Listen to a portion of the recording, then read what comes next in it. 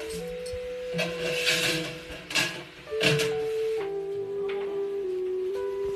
啥了？啥时候出来了？好，好。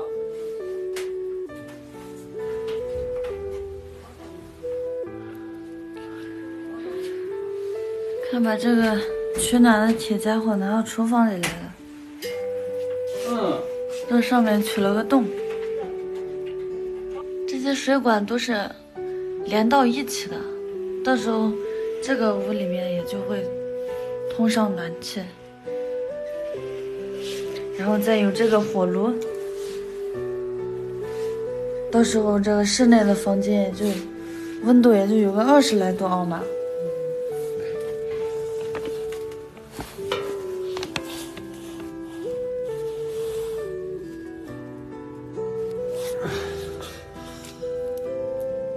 到这儿。送。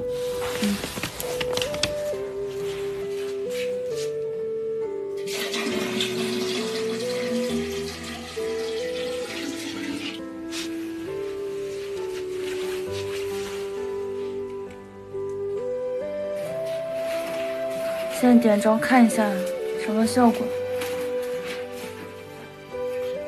没那么快吧，爸爸？是吗？要是一下子就热了嘛。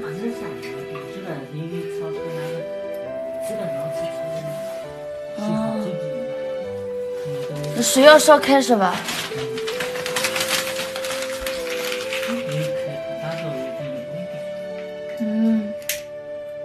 待会儿看一下我爸爸跟我哥哥这个发明怎么样？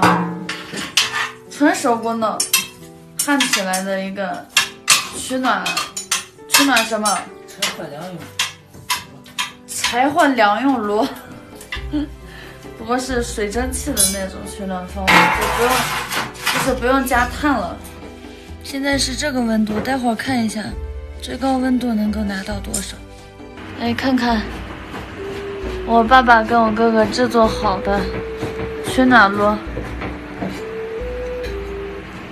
爸，你做这个用了暖气哦，挺烫的。这里面就是水还是气？这是气的烫水。去的烫水哦，烫水还是热气？这个也挺烫的。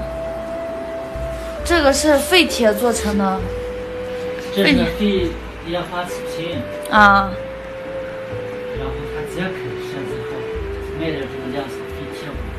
一共花了多少钱？100来块钱吧，废铁锅。100来块钱哦，跟烟头算起来。跟那个烟筒算起来多少钱？8块啊，就100多块钱。花了2、3天时间啊。你就看看那个位置。哦，挺烫的，挺烫的。这上面挺烫的。